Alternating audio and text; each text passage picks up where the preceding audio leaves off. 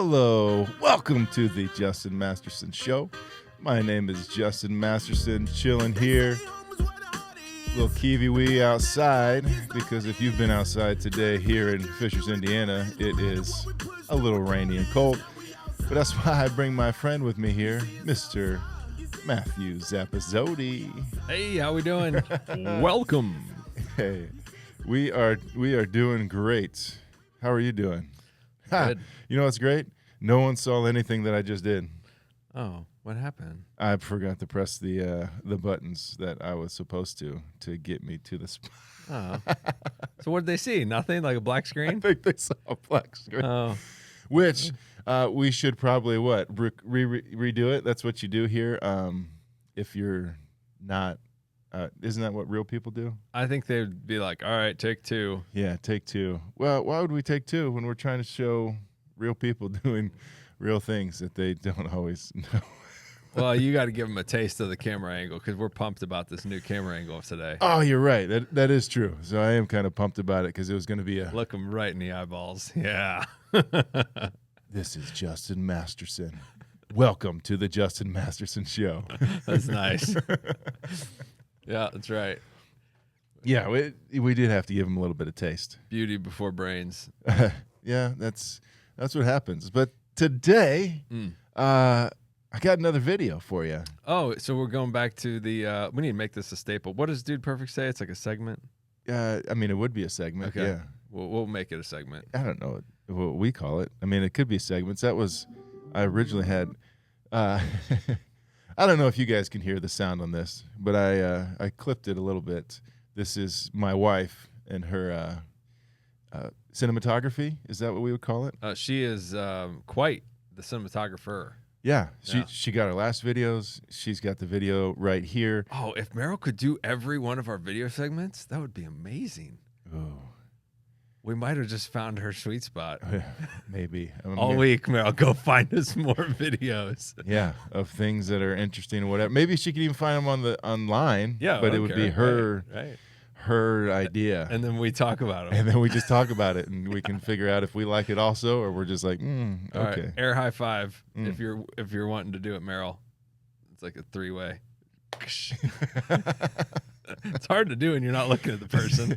It is. And what's great is because I put the video up already, no one could see that we were trying to do a high five. So we're over 2. They couldn't even see her. Oh, they saw the they just saw our they can't see anything. So they don't know that we missed. Oh man, that's good. All right, okay. Well, y'all know we're goofing around. Here we go. Let's get into this. Let's get into this. So we'll just give a little context. We're at my house. And this is my master, and you might be able to master bedroom, and you may be able to hear Meryl in this. Or if you get no sound on your end, then we'll just be able to hear Meryl. It's all part of it.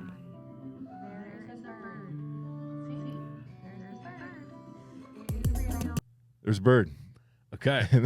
I know you were just grooving to that music. I'm sorry. It's not your bird. It's not your bird. No, we don't have any birds Okay. As pets. We have guinea pigs. That's it. Mm-hmm. So this is a bird. And you got a bird in the house. You got to do something about it. And do you have screens on your window? Yeah, I don't know how it got in there. Okay. So here's Big J going in. Here I go. I got the net. Got the box. See the bird it's flying around. Surprised you don't have your inflatable raft, like your boat raft. It's going. Oh, he's okay. This guy's a little quick. Yeah, he's moving. Hoping he doesn't poop on everything. Boom. Oh, you caught him right out of midair? Yes. Got him right there. No problems. Amazon box on the top. Yeah, make sure he can't fly out. Sometimes I use my brain. And of course, hey, we got to take it outside, right? Just like KEVI says. But wait, what are you doing? Who am I on the call with right here? Oh, yeah. Me and KEVI. We're on a video call, and he's like, hey, I'll be right back. So I had to show you guys what I got. The bird just floating around right there. Meryl's concerned it's going to poop on everywhere. And we get it outside. Boom. All That's gone. Amazing. Easy peasy. Lemon squeezy right there.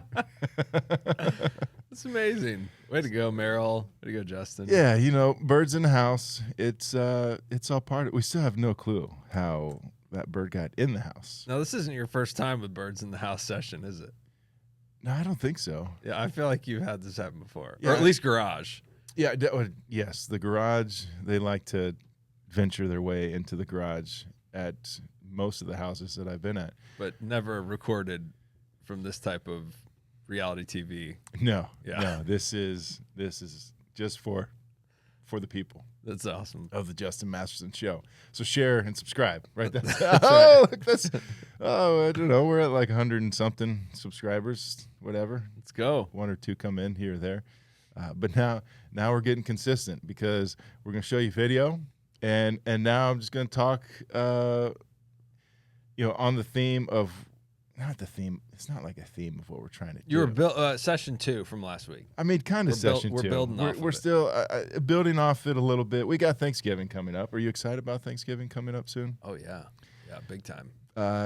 Problem is, a lot of people are seeing family, and some people don't love seeing family. Oh, yeah. So I challenged, you guys know I run that Fight Club group, men's ministry. I challenged the guys. Do you remember the challenge? It was get involved in the Thanksgiving planning. And here's my thought process. If I can, because I'm sure, I know that there are guys that enjoy that part of it.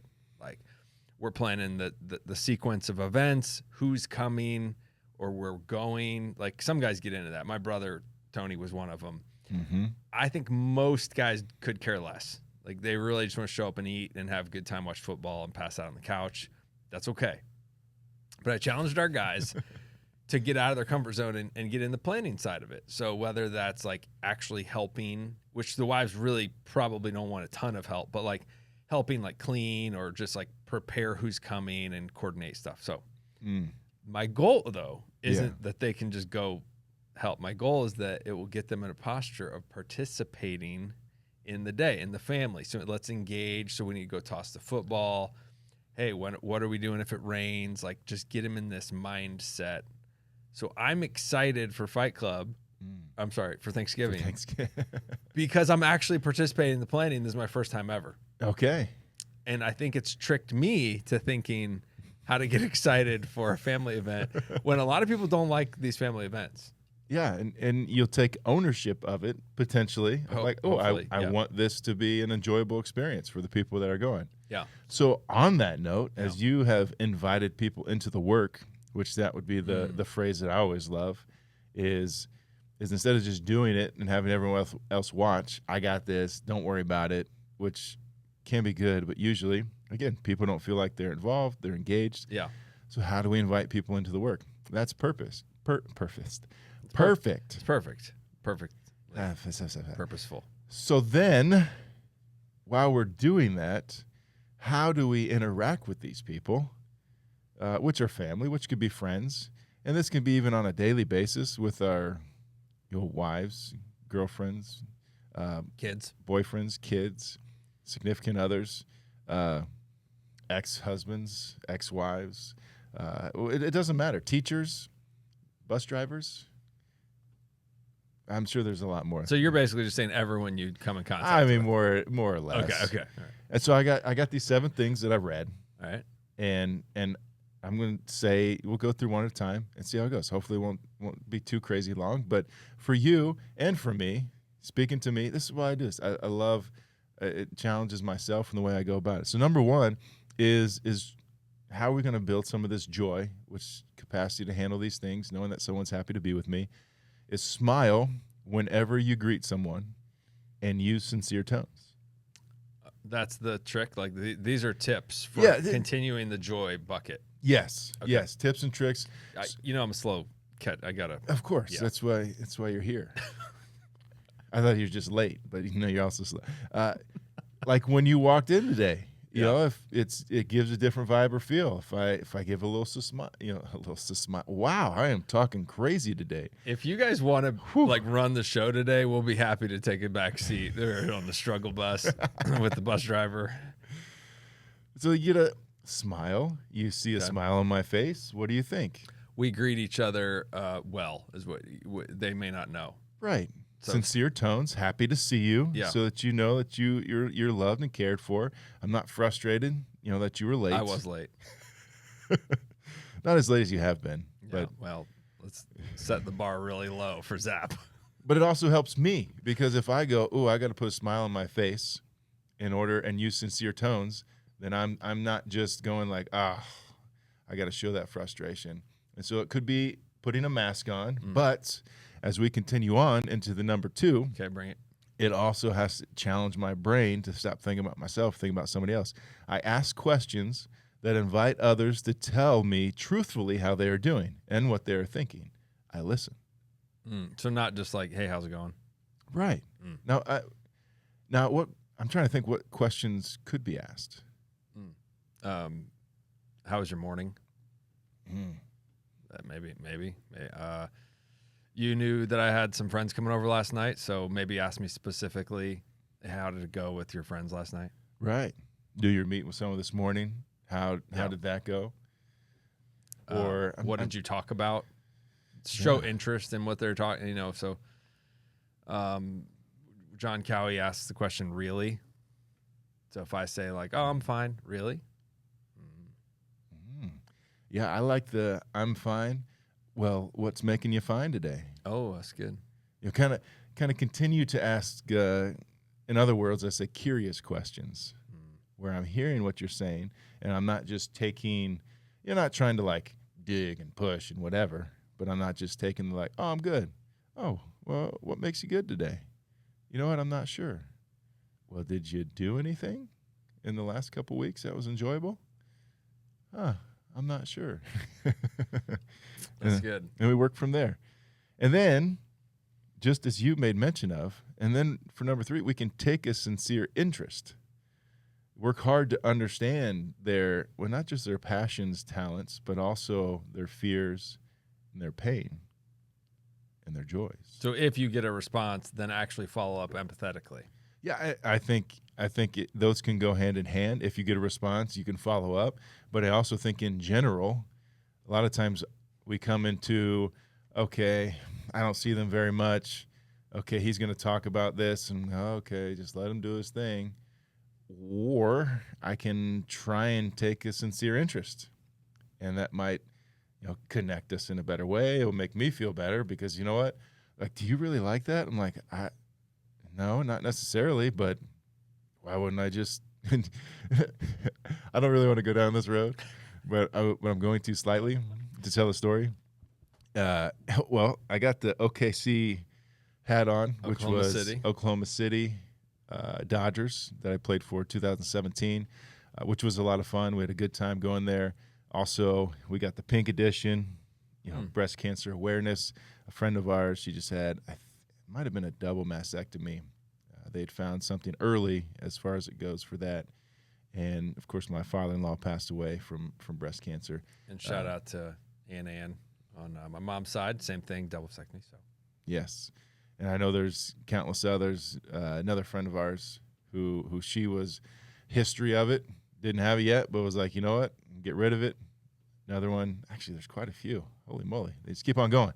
But we're in Oklahoma City, and in the clubhouse, we had a guy who he was really big on the flat Earth theory. Okay. And so whether you like it or not, that's not the point. We're not going there, one way or another. Oh, that's the rabbit hole you said? Okay. Yeah, I don't need to go down that rabbit hole. Okay. But while we were in there, a lot of guys would get really fired up about the fact that this individual believed that there was a flat Earth. Whether it was, I got to prove him wrong, this guy's an idiot, all those different types of things were coming out of him. And I'm just asking questions.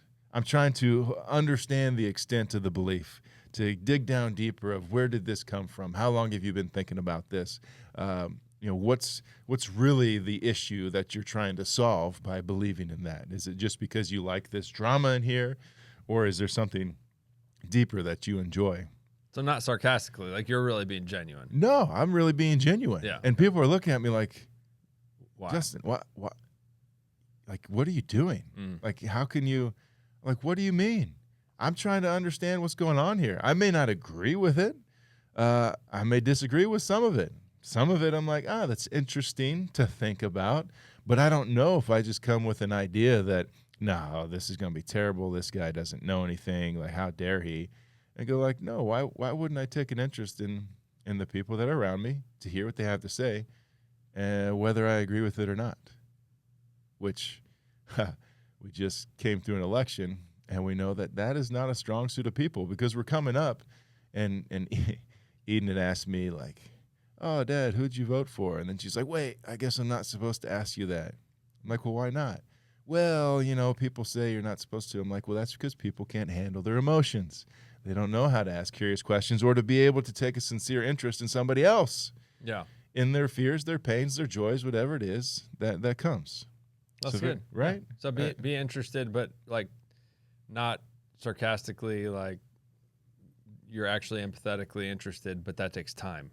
It does. And then time turns into annoyance, because now if I don't really want to be here, it's going to come out. Yeah. Like I'm busy, dude. Yes. I got some. I mean, think of some of the guys we got, this Fight Club or wherever, and they'll just zone out. Why'd you just zone out? Oh, they're just talking about stuff I don't care about. I mean, the women, they can do that too. Oh, they're talking like sports or something, and it just didn't really go my way. I don't really care about that. Wow, that's a deep LA West Coast. You're welcome. Sarcastic tone. I've never. Yeah, it just came out of here. And so, but on that, it's like, okay, you don't have to like it, you don't have to love it, but it is amazing for myself that the more that I can just show a little bit of an appreciation for somebody and something of like, yeah, I don't really care about that, but I can have a conversation on it, or I can appreciate that you like it, and it changes my mindset. I don't know. So this is building the joy muscle. We're getting, okay, so actually asking a curious question more than just like flippantly, but then actually following up with empathetic interest in whatever they're speaking about. Yeah. Okay. Because how often their eyes go, oh, like, do you really care about this? So this is a small token to show interest, but you're saying it's actually going to build joy in me. Yes. Is it because they're going to feel joy or not necessarily? Absolutely. Okay. Because if joy is the feeling that somebody's happy to be with me. Oh, okay. So it's mutual. So it is mutual. Okay. So for me, it helps change my mind to get off of myself, whether I'm a slightly grumpy or whatever, because I don't really want to be here. I don't really want to talk to this person.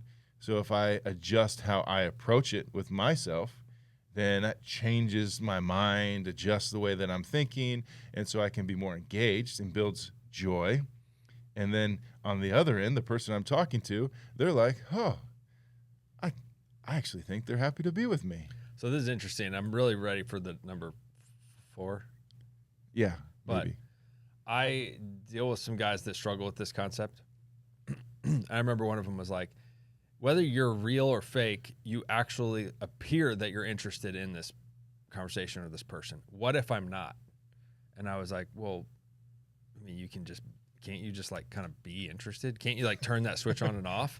And they're like, no, like I really could care less about this conversation or this person's interest. And I was like, well, I don't know that I have an answer for you, but I would say if you don't love people genuinely, it's going to come off that way. So you can fake this, I think is my point. But if you don't actually care for the person in front of you, like they'll notice and they won't engage back with you because you're just practicing joy. Like you actually have to have a care and a genuine appreciation for others. It can be built though. Yeah. Okay. Yes. And we've talked about it in ways before. This would be like relational circuits are kind of off because I'm going into a situation of, my wife has frustrated me, and now she's acting like nothing happened, or maybe she doesn't even realize, and so she's talking about something she likes, and you're just like, yeah, I don't care. I'd care if you cared about anything that I cared about. Yeah. Like, why would I want to listen to you? This could be a boss too. Yeah. Right. You want me to care about your project, but you want to listen to my. You don't give me any time of day. Now, I'm not saying that they're right in the way that they're acting or responding, but if we have that ability, because what do we know? It's affecting us. Yeah. They're It stealing may your or may joy. not be. Exactly. So Okay. we're letting them steal our joy. So now we're saying, no, you're not going to steal our joy. Not only am I building joy in myself, but now I'm going to build it in you without you knowing it. Bring it. I love it. What's number 4? Because then number 4, as we continue on this pathway, is we treat each other with dignity and respect. Okay. So that's where we go to now you can't fake it. Hey. Because if I'm really going to respect you, I'm going to make eye contact. I'm going to stay in the conversation. I'm going to de-escalate. And you can't really fake that unless you're like an FBI negotiator and your name's Tom and you have really good skills in that. But Good job, Tom. yeah. But yes, you are correct, because this and since I've read these before, but now even as you hear them out loud and we talk about them, they're kind of building, as in it's like, oh, I can do this. Oh, I can fake this. I can fake this. Oh no, now we need to treat each other with dignity and respect. Ooh. That means I have to kind of change my mind on the way that I feel about this person. Yeah. Like, I may absolutely dislike you, but I still need to treat you with dignity and respect, which piles on to all those other things of kind of how you can do that, to listen, take a little interest. So it's interesting. Cool. And then 5, and this is always a tough one, but this works in this world, and we talked about it, is use touch whenever appropriate. Whenever is appropriate. Use physical touch. Yes. Okay. Yes, physical touch whenever is appropriate. Whether it's a little bit of that. I know some people don't like that. Some people don't. Maybe it's a handshake. So it depends on your situations. Like, not always appropriate. You're at work, and I'm at work, and it's a young lady over here. Like, probably not going to be like, oh, hey, Lingering glad touches you're here today. Yeah, that's versus pats. highly inappropriate. On hey, good job versus lingering. And correct. No leg touches versus handshakes. Yeah. Yes. Which I can touch your leg. Yeah, well, I appreciate that. And if it's someone significant, it's like, hey, yeah, maybe it's a little more. Of course, my wife would say, maybe don't touch me as much. She's like, that's not my love language. Like, well, yeah, it may not be. But deep down, even though I'm not a person who loves, like, I don't, if you give me words of affirmation, cool. Like, I appreciate it. But I don't, it's not what, like, gets me. Like, love language, okay? For those not up to par here. Which surprisingly, a lot of people speak that language more than I would think. Okay. Well, our circle might be getting smaller. Yeah, but it's I heard one of the teachers. I think it was maybe Nadia's teachers that made something about love language. Oh, that must be one of their love languages. Well, okay, so because in so general, it might be a token word, Yeah. How people deal, because I don't think it's religiously affiliated. Yeah. It's more just people. Now, they have their 5 or whatever. Maybe it's 7. 5. Is it 5? Mm-hmm. Is it 5? Which, just like all those little things, I don't agree. Like the Enneagram and all that, I'm like, cool. Yeah, it gives you a little bit. Gems, personality test. It gives you something, but it's not like everything. Sure. But what I do like about it, for those not interested or not up to speed, the love languages do talk about your primary love language and then like a secondary or third. And then what's really cool about words of affirmation, quality time, physical touch. I don't know if I can name them all. But if your gifts, thank you. If your best way of feeling loved is receiving gifts. Now, I'm not talking about diamond rings. I'm just, little love notes or, just birthday presents that really give you a lot of excitement. You into surprises, whatever. Mm-hmm. If that's how you feel loved, when people take the time to do that, sometimes or most of the time, that's not actually your partner, your spouse. That's typically not their way they receive it. But you love receiving gifts, and so you think like other people must. And so you give gifts to others. You're just like, boom, I love giving gifts. I love giving gifts. And they're like, okay. And they like discard it or re-gift it, and you're like, you don't love me. So it's interesting if you know the other person's love language is actually more beneficial than just understanding yours. Yes, and you can figure out yours. Typically, the first way we go about it is the way that we respond or interact with others. Oh, nice. In many ways. Mm-hmm. Like my wife, she is a gift giver. And she's great at it. She loves giving gifts. She's really good at it. Yeah. And she receives some gifts. Like she's also a gift receiver. It kind of works, but it's also in her world, it's certain things that work better than others. Like if you just get her a gift, she's not like, oh, that was great. It's like, oh, thank you. But that's probably getting regifted to somebody else. Not her. You appreciate the sentiment, but a nice words of affirmation. Thank you. Appreciate it. Oh, I love this so much. It's awesome. Is more what it gives. And so even though other people aren't, she's the gift giver, not the gift receiver. And so it's. So that's relating to discovering what the other person feels. Is that where we were going with that? Okay. Yeah. I mean, we were using touch whenever appropriate. Oh yeah. And then got onto those things, but it all fits within what we're talking about, because then if we go on to number 6, discover what brings the person joy.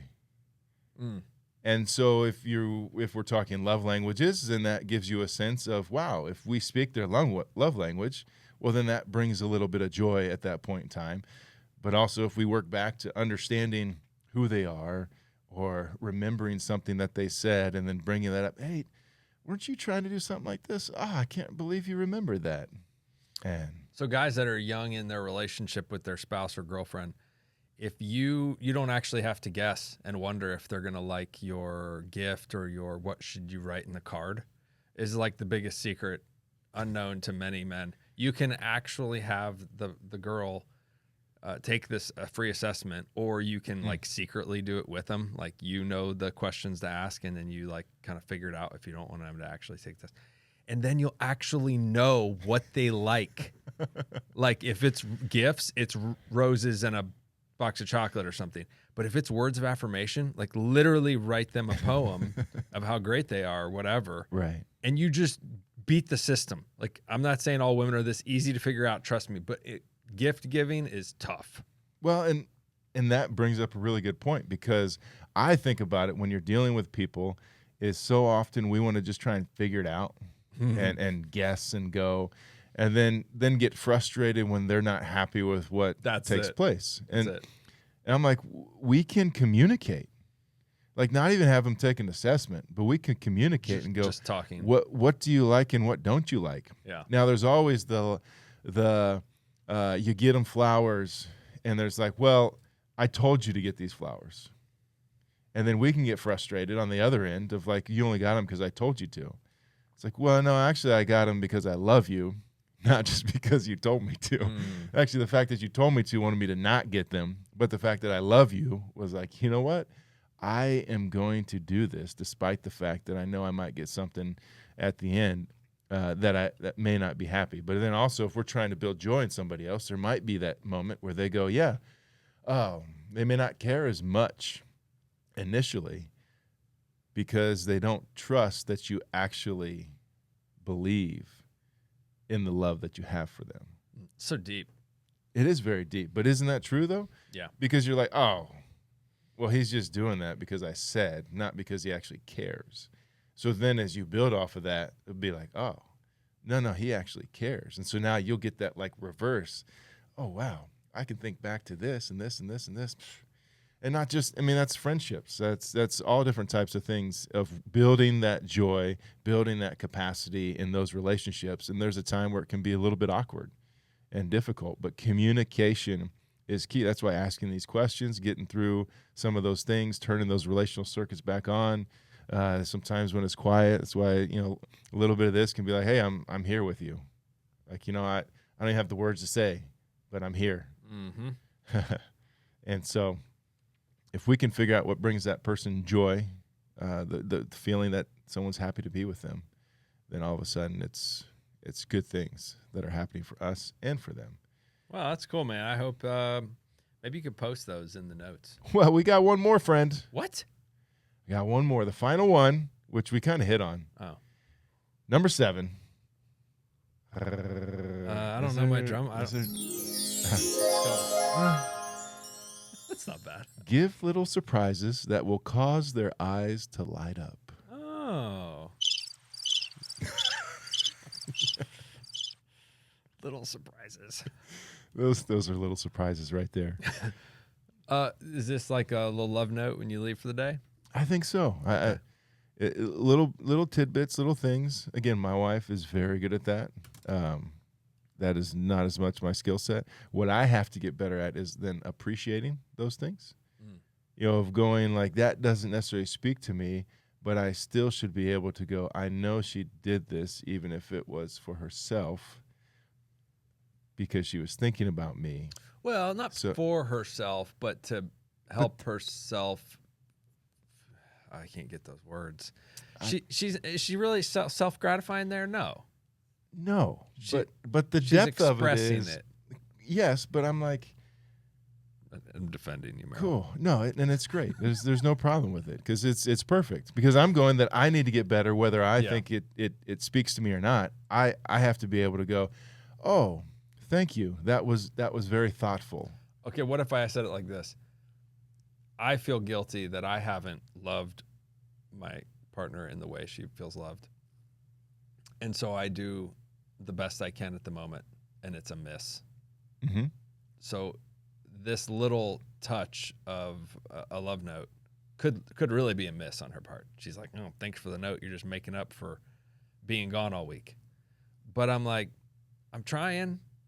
Like, is there a little bit of joy coming out of that for her? Like, no, but she's seen some effort, and then it's going to maybe build some relational capacity, and then I can open up the door and converse about it. Is that hitting? Yeah. Well, so what I hear is that I am trying to do little things to make up for the fact that I know that I'm not doing good things. Yeah, probably.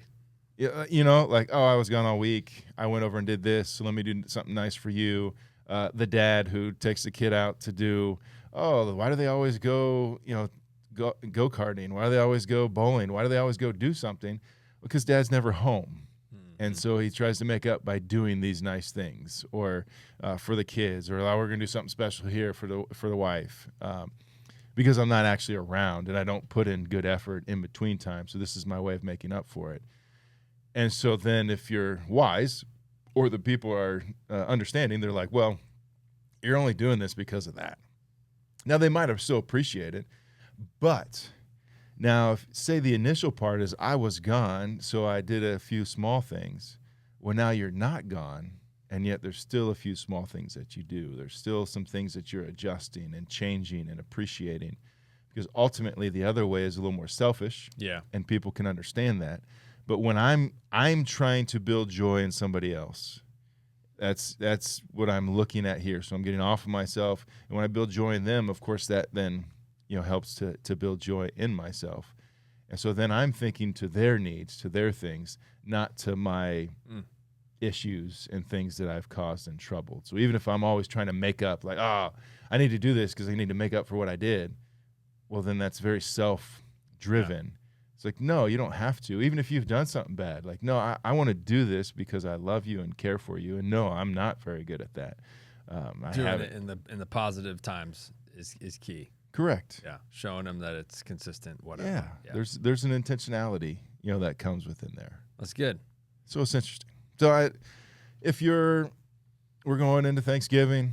You're I don't know. It could also be relationships are tough. For many of us, we're getting into some interesting weather and coldness, and that can just bring some people down because the sun's not shining the way it was, and so now you might be starting to slowly get some of that depression, maybe a little sickness because the things are wavering as far as the weather, and that might be adjusting the way you think, and so these are just simple things that it's like, what can I do? What am I able to do that can just start trying to build some joy and keep that capacity? It doesn't mean I'm always going to be happy, but there's going to get this sense of people are happy to be with me, and I'm happy to be with some people. Not everybody, but with some people. It's good, man. Well, 1 through 7. Try 1. Try 2. But. Try 1. I'll try and put them in the show notes so you can see them, and we can go from there. But so maybe next time we meet, we need to have a little Thanksgiving wrap up. See if you were participating or not. yeah, well, who knows? I might show one next week before Thanksgiving, but you may not watch it. So after Thanksgiving, we'll have to see if people participated. I like it. Well, on behalf of Mr. Matthew Zappasodi, who's hanging out next to me, always a pleasure. I'm Justin Masterson. Do the close-up. Do the close-up. Oh. Yeah. I'm Justin Masterson. Thanks to our sponsors, Fair Warrior and Wayfinders, who are doing some incredible stuff in this world. Hope you have a great day. Hope you have a good time. Thanks for hanging out with us.